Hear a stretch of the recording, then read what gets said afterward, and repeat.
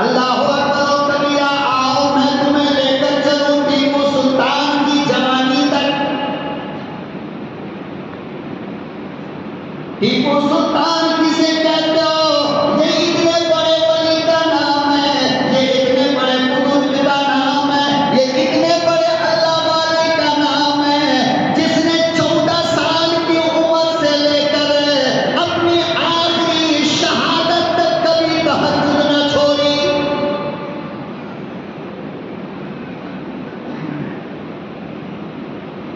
ٹیپو کا نام لینے والوں تمہیں کیا پتا؟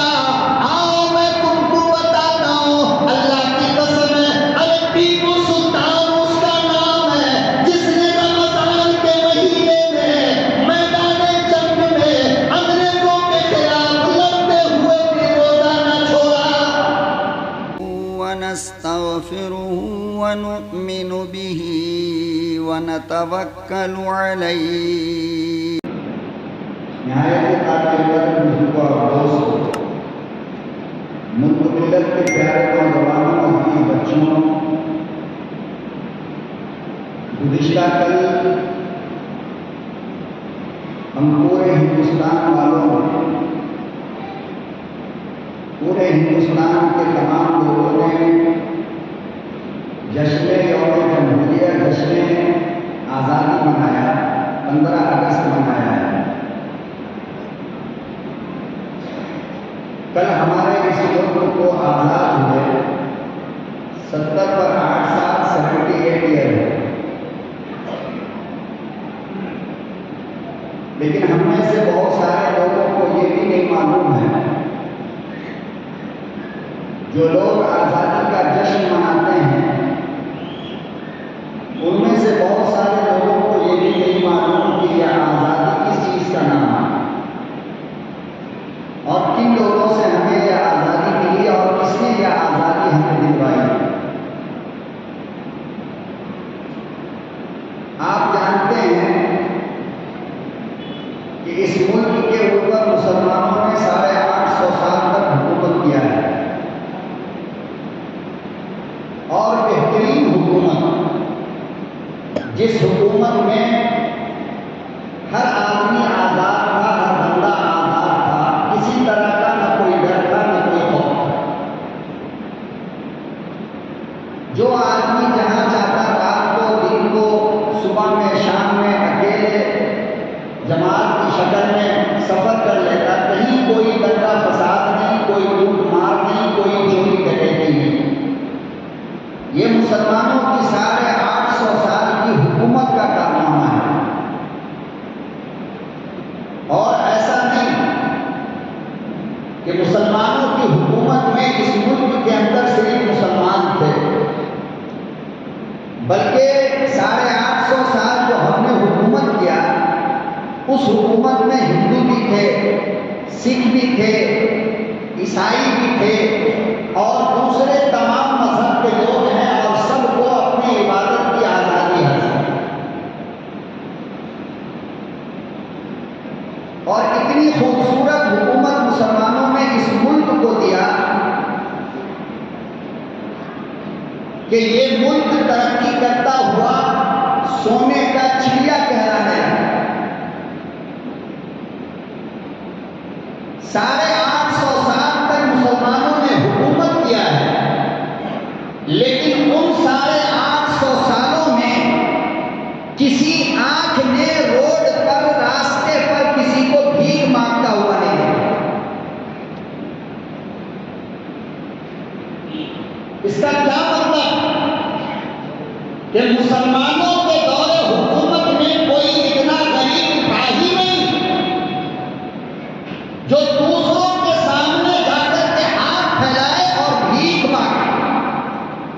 ہر بندہ اپنے اپنے روزی روزگار سے، اپنے کاروبار سے، اپنی تجارت سے لگا ہوا ہے۔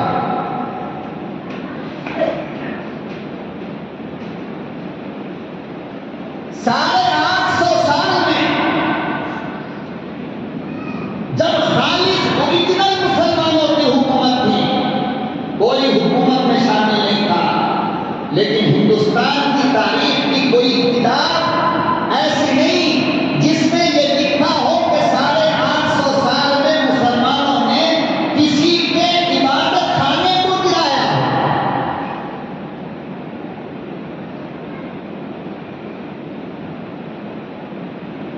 کسی مندر کو گرایا ہو، کسی گرجا گھر کو گرایا ہو، کسی گرودوارے کو گرایا ہو، مسلمانوں کی 850 سال حکومت میں یہ مثال نہیں ملتی. ہر بندہ آزاد تھا، جس کو جو دل چاہے عبادت کرے، جہاں چاہے عبادت کرے، کوئی روکنے والا نہیں، کوئی ٹوکنے والا نہیں. کنیا کماری سے لے کر کشمیر تک لوگ راتوں کو پیدل سفر کرتے تھے اور پورے سفر میں کوئی ٹوکنے والا نہیں ہوتا ہے، روکنے والا نہیں ہوتا. اتنا سخت قانون تھا.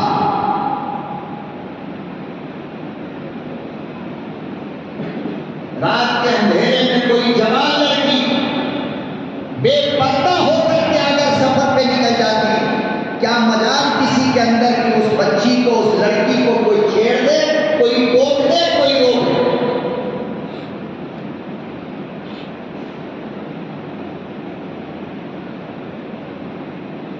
اس طرح کی حکومت کر کے مسلمانوں نے اس ملک کو سونے کی چڑیا بنایا.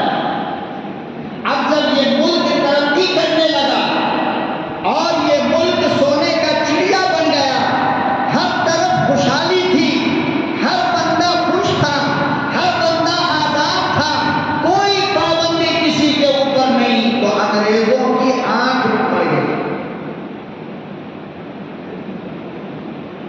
آپ کو تو بس اتنا معلوم ہے نا 15 اگست کو یہ ملک آزاد ہوا، مگر آزاد کس نے کیا، کیسے کیا، یہ تو ہمیں معلوم نہیں نا. اور ہم لوگ ضرورت بھی نہیں سمجھتے معلوم کرنے کی ضرورت کیا ہے. بس اتنا معلوم کر لو اچھا قورمہ کہاں ملتا ہے، اچھی بریانی کہاں ملتی ہے، اچھی چائے کہاں ملتی ہے، اچھا گوشت کہاں ملتا ہے، اور اچھا شیرمال کدھر ملتا ہے، اچھا خشکا کہاں ملتا ہے. بس اتنا معلوم کر لو، پکے مسلمان. اب کسی چیز کی ضرورت نہیں.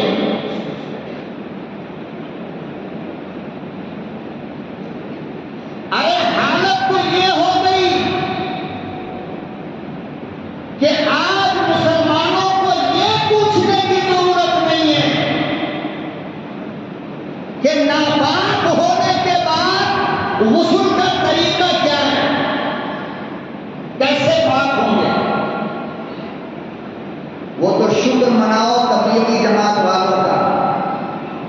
اور مولانا الیاس کی قبر پہ اللہ رحمتوں کی بارش فرمائے کہ ان تبلیغی جماعت والوں نے کم سے کم تم کو 40 دن 10 دن لے کر کے ساتھ گھما کر کے اتنا بتا دیا کہ بیٹے وضو میں اتنے فرض ہیں، غسل میں اتنے فرض ہیں. ورنہ اگر یہ جماعت نہ ہوتی، اللہ کی قسم شادی سے لے کر موت تک ناپاک گزرتا. تمہیں پاک ہونے کا طریقہ معلوم نہیں.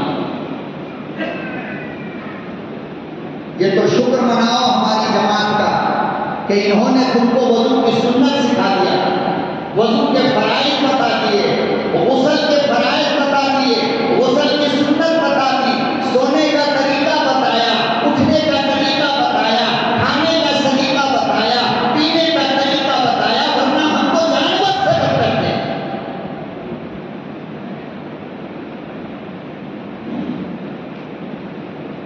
تو ہمیں ضرورت کیا ہے بھائی؟ بس 2-4 ترنگا گھر پہ لگا لو، ایک گاڑی پہ لگا لو، اور یہاں پر برلا لگا لو. ہم پکے مسلمان، ہم پکے ہندوستانی. مگر یہ نہیں معلوم کہ یہ ترنگا بنایا کس نے، یہ نہیں معلوم کہ ترنگے کا ڈیزائن کس نے تیار کیا. یہ 3 رنگ کدھر سے آئے؟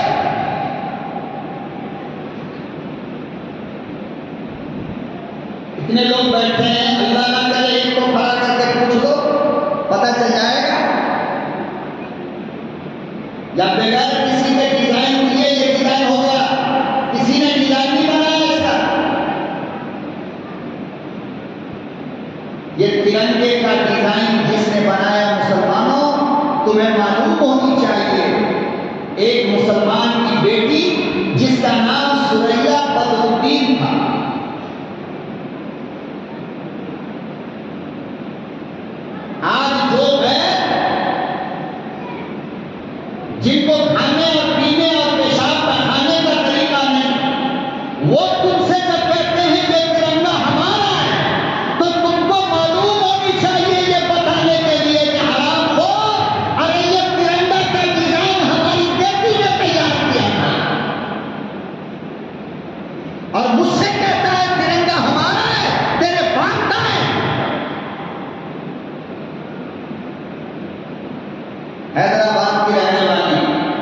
1919 میں پیدا ہوئی ثریا بدرالدین، انہوں نے یہ ڈیزائن بنایا تھا، اور پھر ہندوستان کے آئین نے، ہندوستان کے قانون نے اور ڈاکٹر بھیم راؤ امبیڈکر نے مل کر کے جب قانون کی کتاب بنائی تو ثریا بدرالدین مسلمان کی بیٹی کا ڈیزائن کیا ہوا ترنگا اس کے قانون کے اندر شامل کیا گیا، اس ملک کا جھنڈا ترنگا ہو۔ 1977 میں بمبئی کے اندر اس لاڈلی بیٹی کا انتقال ہوا ہے، آج بھی اس کی قبر ہے وہاں۔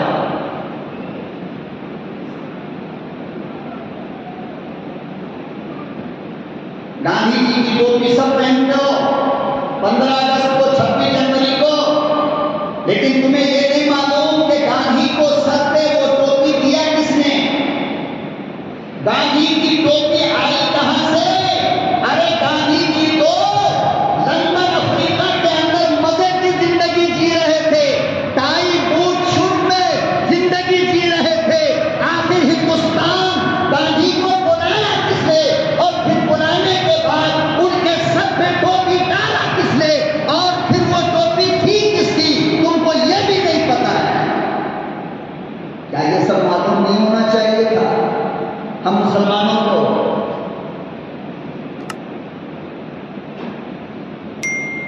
بمبئی کے اندر جمعیت العلماء کی کانفرنس تھی اور مسلم لیگ بھی اس کے اندر شامل تھی۔ اس کانفرنس کے اندر مسلمانوں نے گاندھی جی کو افریقہ سے بلایا تھا، اور وہاں سے بلا کر کے بمبئی کے اندر جمعیت العلماء کی کانفرنس میں گاندھی جی کے سر پہ اسٹیج پہ بلا کر کے ہم نے ٹوپی ڈالا، ہم نے ٹوپی پہنایا۔ آج ان سے پوچھو جو تم سے کہتے ہیں تمہارا کیا ہے ملک میں، تم بس اتنا پوچھ لینا، ارے میرا کچھ نہیں تو یہ بتا دے کہ گاندھی جی کی ٹوپی کس کی ہے۔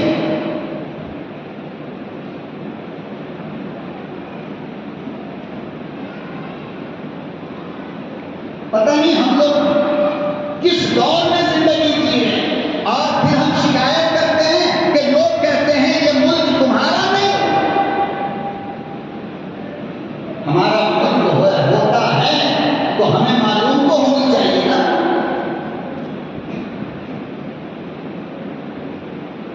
ہندوستان زندہ باد کا نعرہ دینے والا بھی مسلمان ہے،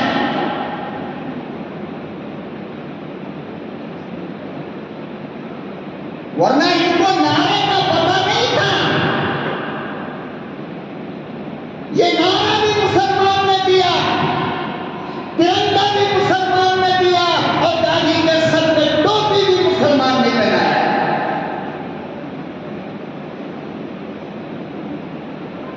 بھارت چھوڑو کا نعرہ کس نے دیا؟ وہ بھی مسلمان نے دیا۔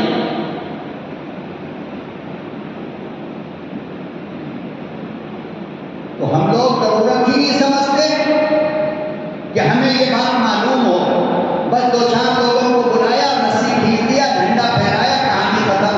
اس کے آگے پیچھے ہمیں کچھ بھی نہیں معلوم۔ مولانا لوگ جانے، ان کا کام جانا۔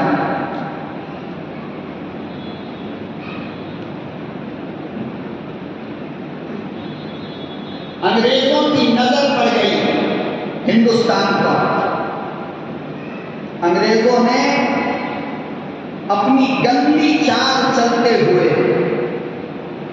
1458 عیسوی میں، کتنے میں؟ 1458۔ دیکھو اس ملک کی انگریزوں کے خلاف داستان کہاں سے شروع ہوتی ہے؟ 1458، اور یہ ملک آزاد ہوا 1947۔ بتاؤ اس بیچ میں کتنے سال گزر گئے؟ تقریباً 500 سال کا عرصہ گزرا ہے۔ کتنے سال کا؟ 500 سال کا۔ 1458 سے لے کر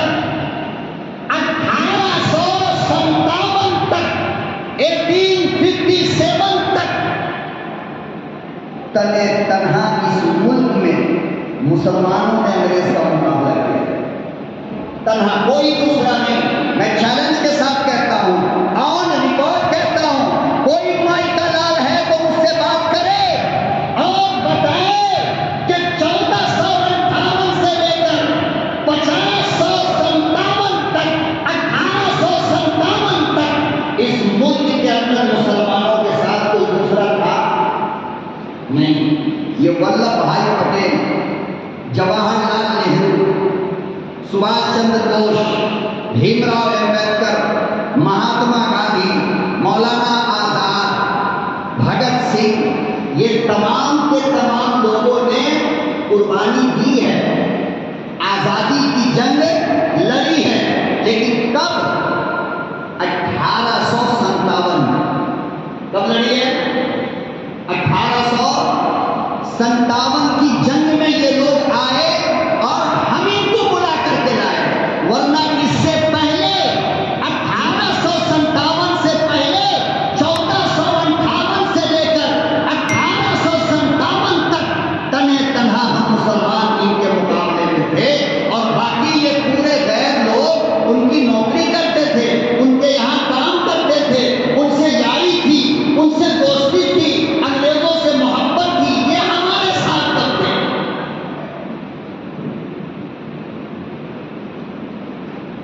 اب دیکھو 1458 سے لے کر 1857 تک جتنے لوگوں نے انگریزوں سے مقابلہ کیا، جتنے لوگوں نے انگریزوں سے ٹکر لیا، جتنے لوگوں نے انگریزوں کا جینا حرام کیا، جتنے لوگوں نے اپنی شہادت پیش کی، جتنے لوگوں نے اپنے بچوں کی قربانی دی، کتاب میں ان میں سے کسی کا نام ہے؟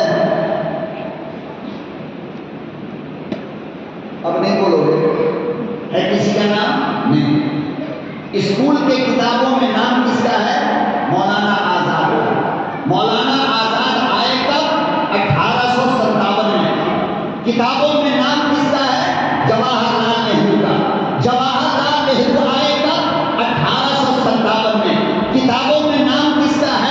گاندھی جی کا، جن کو مہاتما کہتے ہیں۔ کیا کہتے ہیں؟ مہاتما۔ اور تمہاری جانکاری کے لیے بتاؤں کہ ان کو سب سے پہلے مہاتما کا لقب مسلمانوں نے دیا۔ سب سے پہلے مہاتما کس نے کہا؟ مسلمانوں نے کہا۔ تو ان کا نام ہے کتابوں میں، بھگت سنگھ کا نام ہے کتابوں میں، سبھاش چندر بوس کا نام ہے کتابوں میں، بھیم راؤ امبیڈکر کا نام ہے کتابوں میں۔ یہ سب کب آئے؟ 1857 کی جنگ میں۔ اور اس سے پہلے تقریباً 450 سال تک جن لوگوں نے قربانیاں پیش کی ان کا کہیں پہ نام و نشان ہے؟ سراج الدولہ کا نام ہے؟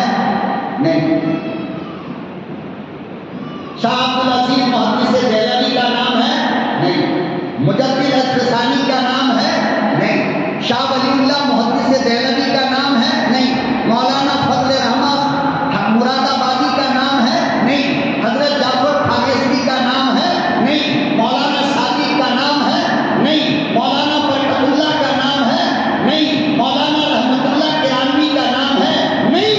حالانکہ یہ وہ لوگ ہیں جو 1857 سے پہلے 1803 میں انگریزوں کے خلاف جنگ کی شروعات کی، مگر ان کا نام ہے نہیں۔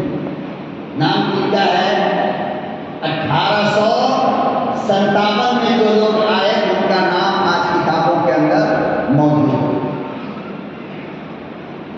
جبکہ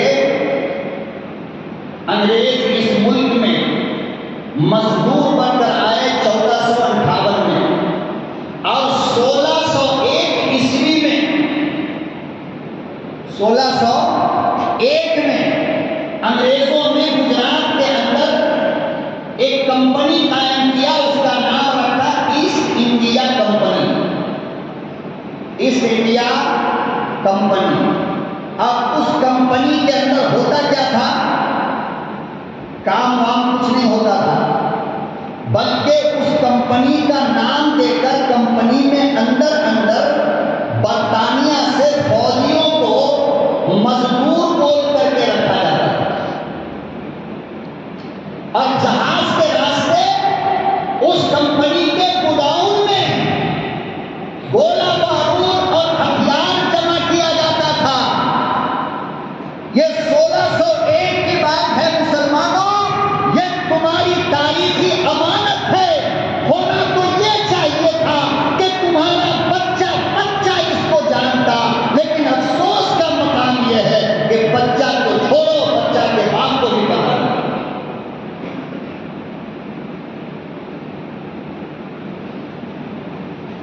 اب ایک بیچارہ سال میں 15 اگست آیا تو خطیب صاحب نے بول دیا، اب اس کو بھی ہمیں یاد رکھنے کی ضرورت تو نہیں ہے، پھر اگلے سال خطیب صاحب بولیں گے ہم سن لیں گے۔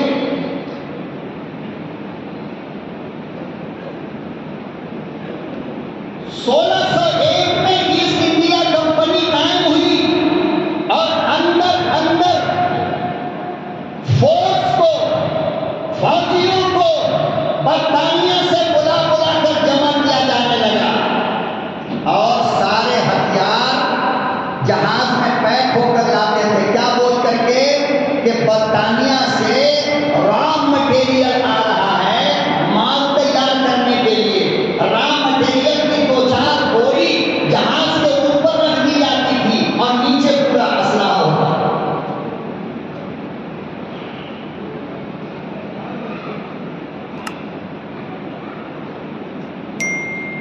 اس طرح اندر انگریز گوڈاؤن الگ شہروں میں بنا کر کے پہنچانا شروع کیا۔ جانتے ہو اس کے خطرے کو سب سے پہلے جس نے محسوس کیا کہ انگریز کچھ چال چل رہا ہے، اس کا سب سے پہلے جس نے پردہ اٹھایا اس شخص کا نام ہے مجدد الفسانی رحمۃ اللہ۔ جی انہوں نے اپنے دل کی آنکھ سے انگریزوں کی چال کو جانا تھا۔ اسی وقت مولانا نے اپنے مریدوں کو، اپنے لوگوں کو کہا تھا کہ اے لوگوں، تمہارے اوپر ایک دن بہت خراب آنے والا ہے، لہذا تم لوگ انگریزوں سے خریدنا بیچنا بند کرو، ان سے یاری دوستی بند کرو، ان سے سودا سلف لینا دینا بند کرو، ورنہ یہ انگریز تم کو جینے نہیں دیں گے۔ یہ مجدد الفسانی رحمۃ اللہ علیہ نے سب سے پہلے کہا تھا، لوگوں کو ہوشیار کیا۔ پھر یہ انگریز رفتہ ترقی کرتا ہوا چاہا کہ کلکتہ پہ اپنا قبضہ جمائے۔ کیوں؟ اس لیے کہ اس وقت پورے ہندوستان کا کیپٹل سٹی، جس کو راجدھانی کہتے ہو نا، وہ بنگال تھا، کلکتہ تھا،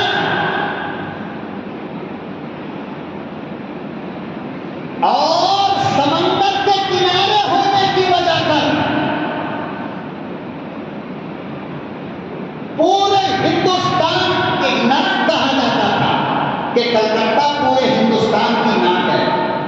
سب سے زیادہ پیسے والا شہر، سب سے زیادہ دولت والا شہر، سب سے زیادہ کام والا شہر کلکتہ کو، لہذا انگریزوں نے سب سے پہلے سمندر کے راستے گجرات سے گیا اور کلکتہ پہ قبضہ جمانا چاہا۔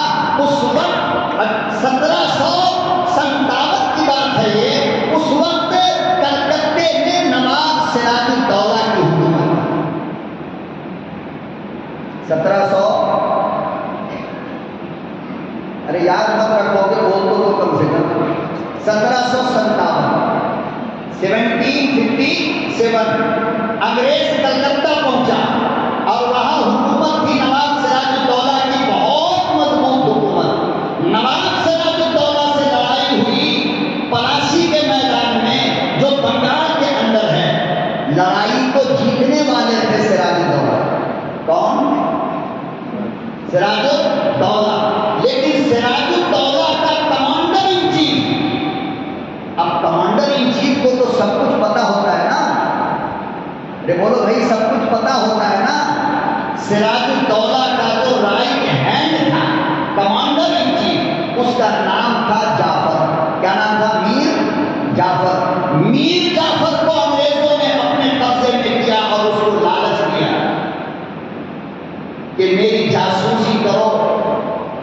تم کو بنگال کی آدھی زمین دے دوں گا، آدھی حکومت تم کو دے دوں گا۔ اپنے نے میر جعفر نے بغاوت کیا سراج الدولہ سے، اور 1757 میں سراج الدولہ پلاسی کے میدان میں شہید ہوئے۔ اے مسلمانوں، تم بھی یاد رکھو، اپنی نسلوں کو بتاؤ کہ ہندوستان کی آزادی کے لیے جو سب سے پہلی گردن کٹی ہے وہ بنگال کے اندر پلاسی کے میدان میں تمہارا نہیں، ہمارے نواب سراج الدولہ کی گردن کٹی، سب سے پہلا شہید ہے۔ بنگال پہ قبضہ ہو گیا انگریزوں کا، اس کا انگریزوں کا۔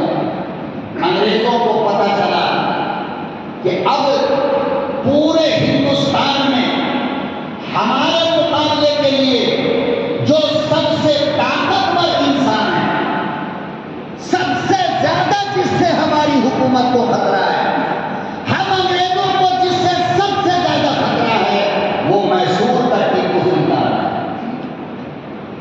کون ہے؟ میسور کا بنگال ہو گیا پچھم میں، سمندر کے کنارے، مغرب کا شہر، اور یہاں پورب میں ٹیپو سلطان کی حکومت میسور میں۔ انگریزوں نے وہاں سے سفر کیا اور حضرت ٹیپو سلطان سے مقابلہ ہوا۔ کہاں؟ سری رنگا پٹنم کے اندر۔ یہ لڑائی کب ہوئی ہے؟ اس سے پہلے 4 لڑائی ہوئی انگریزوں کے خلاف۔ حضرت ٹیپو سلطان اور ان کے والد نواب فتح علی خان، یہ دونوں مل کر کے انگریزوں سے 4 لڑائی لڑی ہے۔ ارے 5ویں لڑائی کے اندر جا کر کے ٹیپو سلطان کو شکست کا سامنا کرنا پڑا ہے، اور سری رنگا پٹنم کے اندر۔ کیوں؟ میں ابھی آپ کو بتا رہا ہوں۔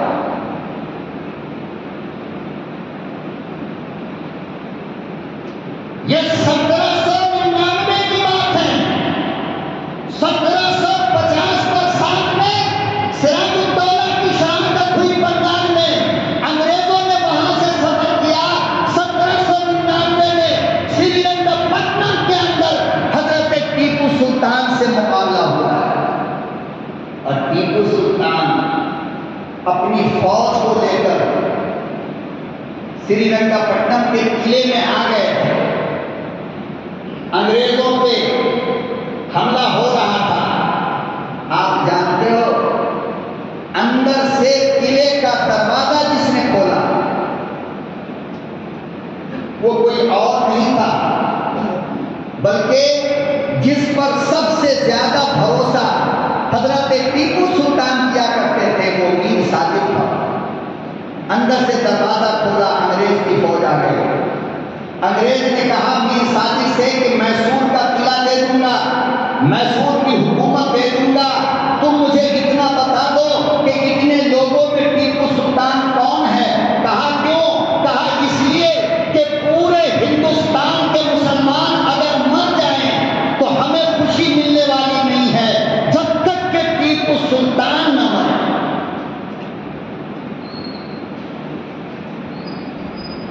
اور انگریز نے کبھی دیکھا نہیں تھا ٹیپو سلطان شہید رحمۃ اللہ علیہ، دیکھا نہیں تھا۔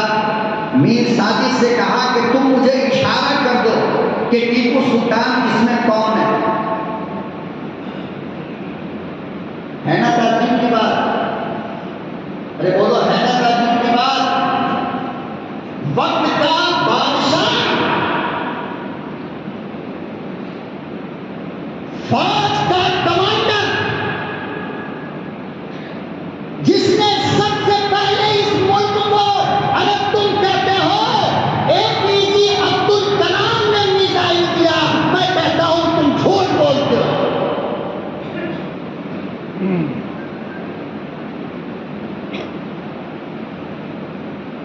نکال کر پھینک دو اسکول سے ان کتابوں کو، اور اس ہسٹری کو پھاڑ کر کے پھینک دو۔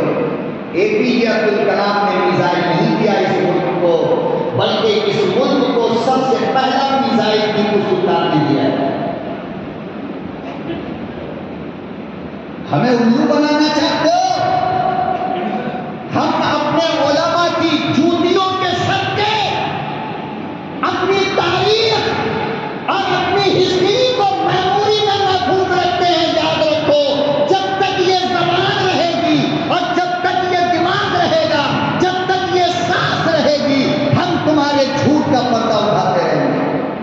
تم ہمیں بیوقوف سمجھنے کی کوشش نہ کرو.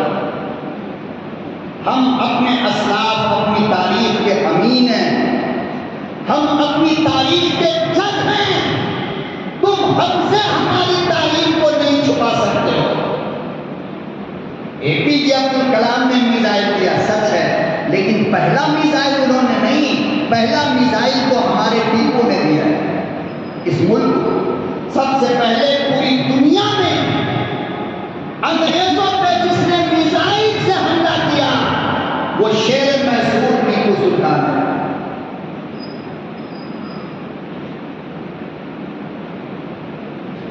مگر کیا کہو, دل کے بھگولے چل اٹھے, سینے کے داغ سے اس گھر کو آگ لگ گئی, گھر کے چراغ سے.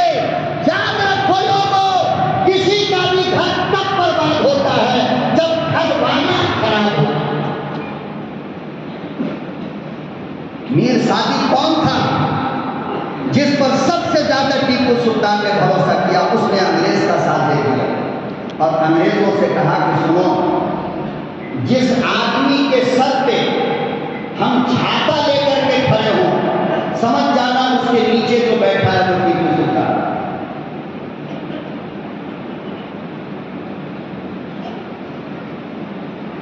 ایسے ٹیپو سلطان کے ساتھ چال چلی گئی اور اس طرح 1799 میں حضرت ٹیپو سلطان کی شہادت سری رنگپٹنم کے اندر ہوئی ہے. افسوس کی بات یہ ہے کہ آج یہ مٹھی بھر کے لوگ ہندوستان کو آگ کے ڈھیر پہ جو بدلنا چاہتے ہیں, آج ان لوگوں کو ٹیپو سلطان کے نام سے الرجی ہوتی ہے. نام ان کا باپ آیا تھا وہاں 1999 میں انگریزوں سے مقابلہ کرنے کے لیے. اگر ٹیپو سلطان نہ تھا تو کون تھا؟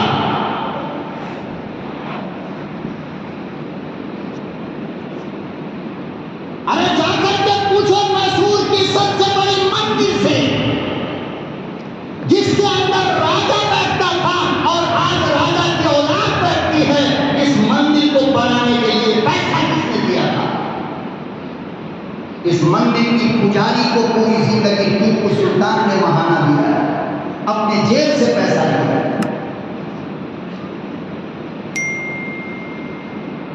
جتنی مندر میسور کے اندر ہے, کرناٹک کے اندر ہے, سری رنگپٹنم کے اندر ہے, ارے کوئی ایک مندر کا نام لے کر کے مجھ سے آؤ اور بحث کر کے بتاؤ کہ ٹیپو سلطان کے زمانے میں اس مندر کے پجاری کو, مندر بنانے کو, مندر رن کرنے کو, مندر کے دیکھ بھالی کو پیسہ کہاں سے آیا؟ ٹیپو سلطان نے دیا. وہ زمین کس کی تھی؟ نواب فتح علی خان کی زمین تھی. اور آج ان کے نام سے ان کو الرجی, آج ان کا نام سننا گوارا نہیں.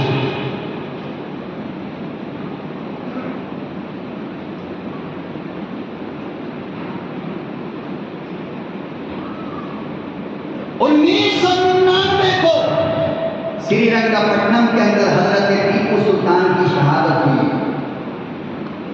لاش پڑی ہے, لیکن روب اتنا تھا, دبدبا اتنا تھا کہ خدا کی قسم انگریز رائٹر, انگریز مورخ اپنی انگریزی کتاب کے اندر جس کا نام ہے مورخ کا, رائٹر کا تھامسن, اس نے لکھا ہے کہ حضرت ٹیپو سلطان کے شہادت کے بعد بھی کسی انگریز کی ہمت نہیں ہو رہی تھی کہ ان کے قریب جا کر کے یہ معلوم کرے یہ زندہ ہے یا انتقال ہو گیا. ہمت نہیں ہو رہی تھی. مرنے کے بعد بھی اتنا روب تھا ان کے اندر, اتنا دبدبا تھا انگریزوں کے دل میں, اتنا خوف تھا کہ اس کو یقین ہی نہیں آ رہا تھا کہ ٹیپو سلطان کا انتقال ہو گیا. جانتے ہو, دور سے پتھر اٹھا کر ان کی لاش کو مارا گیا یہ معلوم کرنے کے لیے کہ زندہ ہے یا نہیں. جب یقین ہو گیا کہ ٹیپو سلطان شہید ہو گئے, انتقال کر گئے, تب انگریز کمانڈر ان کے سرانے میں جا کر کھڑا ہوا اور کھڑا ہو کر اس نے آواز لگا کر کے کہا کہ آج سے ہندوستان ہمارا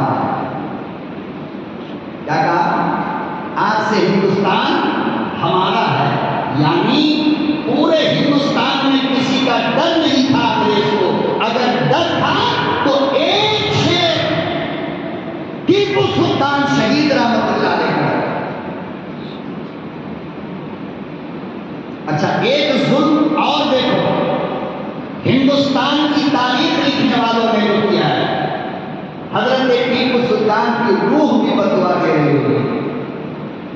جتنی کتابوں میں ٹیپو سلطان کی تصویر آتی ہے، جہاں جہاں ٹیپو سلطان کا اسٹیچو بنا ہے، کہیں پر بھی حضرت ٹیپو سلطان کے چہرے پہ داڑھی نہیں ہے، موچے تو دکھا دی، پگڑی دکھایا، لیکن نہ اسٹیچو میں داڑھی ہے اور نہ اسکول کی کتابوں میں داڑھی ہے۔ اور افسوس، سخت افسوس مسلمانوں کو اس بات پر ہے کہ مسلمانوں کے اسکول میں جو ہسٹری پڑھائی جاتی ہے، تاریخ پڑھائی جاتی ہے، پڑھانے والا مسلمان بھی یہ بات بچوں کو نہیں بتاتا ہے کہ بیٹے یہ تصویر غلط ہے۔ اللہ اکبر و کبیرہ، آؤ میں تمہیں لے کر چلوں ٹیپو سلطان کی جوانی تک۔ ٹیپو سلطان کسے کہتے ہو؟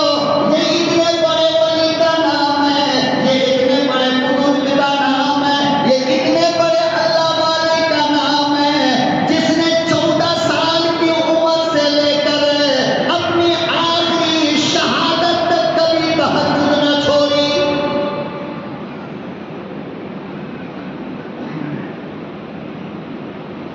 ٹیپو کا نام لینے والوں تمہیں کیا پتا؟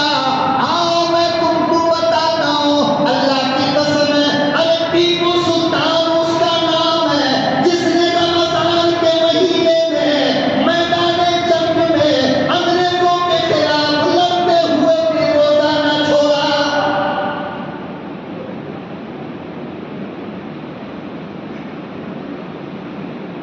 تم کیا جانو، میں تمہیں کیا بتاؤں؟ ارے ٹیپو سلطان اس ماں کے پیٹ سے آیا جس کی ماں نے پوری زندگی کبھی بھی کسی حال میں بھی اللہ کے قرآن کی تلاوت نہ چھوڑی۔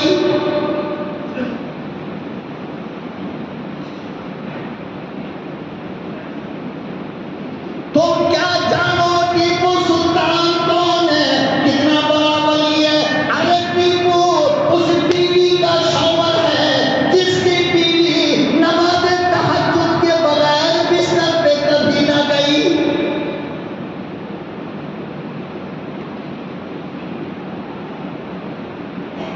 تم کیا جانو ٹیپو سلطان وہ ہے جو سفر میں ہو، حضر میں ہو، گھر میں ہو، باہر ہو، کہیں بھی ہو، جنگ میں ہو، کبھی بھی جب سے بالغ ہوا موت تک نماز قضا نہیں۔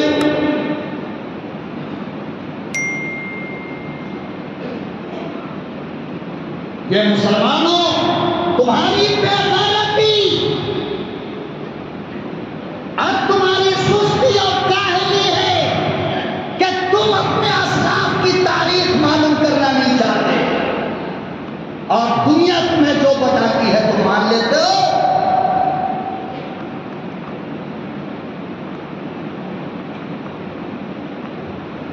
ارے ٹیپو تو وہ ہے جس کی اثر سے پہلے کی 4 رکعت سنت نہ چھوٹی۔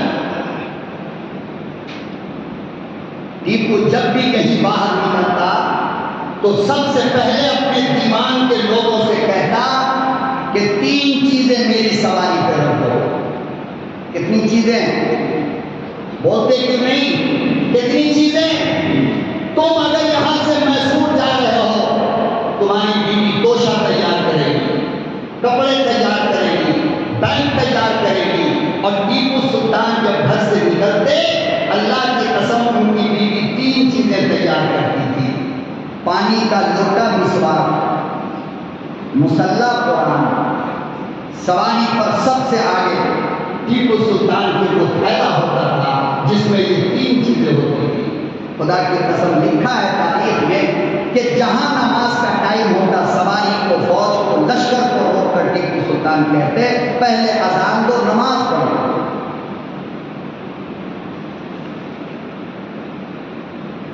سری رنگا پٹنہ کی وہ جامعہ مسجد جس کو تم تماشا بنا کر دیکھنے جاتے ہو، سیلفی لینے کے لیے دیکھنے جاتے ہو، جس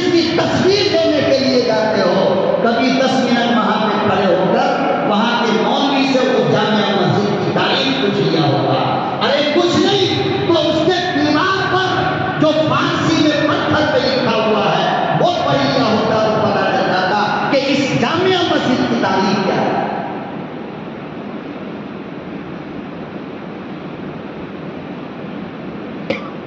سلطان نے بادشاہ نے جناب ٹیپو سلطان نے اس مسجد کو بنوایا اور بنوانے کے بعد نماز عصر کا وقت رکھا اوپننگ کے لیے. اس کے لیے اوپننگ آپ کہتے ہو, ہم کہتے ہیں شروعات کے لیے, افتتاح کے لیے. ٹھیک ہے نا. عصر کی نماز سے اس مسجد کی شروعات ہونی تھی. ٹیپو سلطان شہید رحمت اللہ علیہ نے ایک پرچی لکھا اور اس پرچی پہ لکھا کہ سب سے پہلی نماز اس مسجد میں وہ آدمی پڑھائے جو صاحب ترتیب ہو.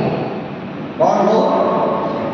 ارے بادشاہ ان کا پروگرام تھا, دنیا جہان سے لاکھوں کا مجمع آ گیا, لاکھوں کی بھیڑ ہے. اس میں علماء, حفاظ, مفتی, محدث, مفکر, مفسر, حاجی صاحب, سیٹھ صاحب, مرزا صاحب, پٹھان صاحب, بڑے صاحب, چھوٹے صاحب, سارے ہندوستان سے لاکھوں کی تعداد میں لوگ آ گئے کہ ٹیپو کی مسجد کی افتتاح ہونے والی ہے. ہماری بدنصیبی یہ ہے لوگوں, اور ہم اتنے گر گئے ہم لوگ کہ ہم اپنی مسجد کی اوپننگ بھی کھڑے ہو کر پیشاب کرنے والے نیتا سے کرواتے ہیں. شرم آنی چاہیے, دور پڑنی چاہیے جانے.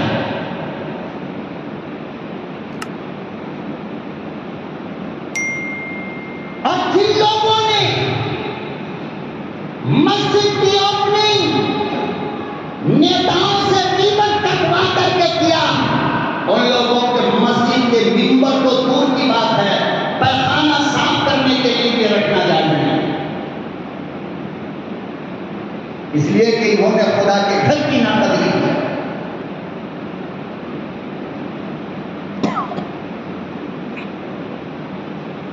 ٹیپو سلطان شہید رحمت اللہ علیہ نے شرط لکھی وہ آدمی نماز پڑھائے جو صاحب ترتیب ہو. صاحب ترتیب کسے کہتے ہیں؟ غور سے سن لو. صاحب ترتیب اسے کہتے ہیں جس بندے کی پوری زندگی میں کبھی بھی 3 نمازیں لگاتار قضا نہ ہوئی. سمجھ گئے؟ مثال کے طور پر عصر کی, ظہر کی, فجر کی, ظہر کی, عصر کی, یہ 3 نمازیں پوری زندگی میں کنٹینیو قضا نہ ہوئی ہو, ایسے آدمی کو صاحب ترتیب کہتے ہیں. ٹیپو سلطان نے کیا کہا؟ نماز وہ پڑھائے جو صاحب ترتیب ہو. اندازہ لگاؤ کتنی بڑی شک ہے یہ, کس کی ہمت, کس کی مجال, کون آگے بڑھے. سچے لوگ تھے. آج جیسے جھوٹوں کا زمانہ ہوتا تو سب سے پہلے مصلے پہ چھلانگے مار کر وہ وقت جاتا جو عید بقرعید بھی نہ پڑتا. کہ میڈیا میں نام آئے گا, اخبار میں نام آئے گا, ٹی وی پہ نام آئے گا, ہاں میں نے پڑھایا, میں نے پڑھایا, سلطان کی مسجد کی امامت میں نے کیا. لیکن وہاں بڑے بڑے مولانا ہیں اور سب خاموش کھڑے ہیں, کوئی آگے نہیں بڑھتا ہے. اس لیے کہ ہر بندے کی زندگی میں ایسا وقت آتا ہے کہ جو کہ نمازیں چھوٹ جاتی ہیں. اور یہاں پر آج جتنے بندے بیٹھے ہیں, میرا گمان یہ کہہ رہا ہے کہ آپ میں سے کسی کی کوئی نماز نہیں چھوٹی ہوگی. الحمدللہ. کہو الحمدللہ. اللہ سب کو 5 وقت کا پکا نمازی بنا. اللہ اکبر و کبیرہ. ٹائم گزرتا جا رہا ہے, کوئی آگے بڑھنے کو تیار نہیں, نماز کے لیے تیار نہیں. حضرت ٹیپو سلطان کھڑے ہو کر ہاتھ باندھ کر انتظار کر رہے ہیں. جب مغرب کا وقت آنے کے قریب ہو گیا, سلطان کو ڈر ہونے لگا کہیں ایسا نہ ہو نماز قضا ہو جائے.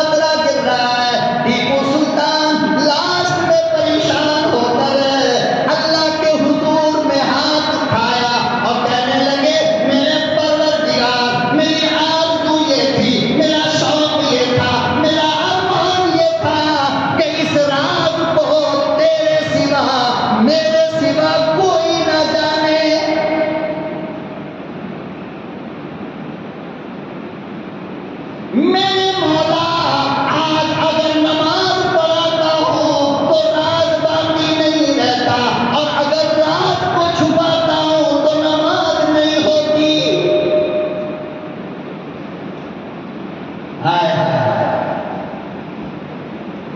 کس ٹیپو کو مسلمانوں تم نے کیا بنا دیا؟ جو غیروں نے دیا وہی تم نے لے لیا۔ توکل مستان کو خدا کا ولی جاننے والوں، ٹیپو سلطان کو ولی کیوں نہیں مانتے؟ ٹیپو سلطان مسلح پہ آئے، لوگوں کے طرف مخاطب ہو کر کے کہا کہ لوگوں، یہ خدا کا گھر ہے، جب سے میں بالغ ہوا آج تک میری 3 نماز قضا نہ ہوئی، صفیں درست کر لو، میں امامت کر دیتا ہوں۔ آج اس ٹیپو کی تصویر پہ داڑھی نہیں؟ کیا تم سمجھتے ہو کہ اتنا بڑا ولی کامل بغیر داڑھی کے زندگی جی رہا تھا؟ لیکن ہمارے مسلم اسکول کے اندر بھی بچوں کو نہیں سمجھایا جاتا یہ بات کہ ٹیپو کی یہ تصویر غلط ہے۔ میرے محترم بزرگوں اور دوستوں، بے شمار قربانیوں کے بعد یہ ملک آزاد ہوا ہے، اور ملک کی آزادی میں مسلمانوں کا جتنا خون گرا، اللہ کی قسم ان لوگوں کا دوسروں کا پسینہ بھی نہیں گرا۔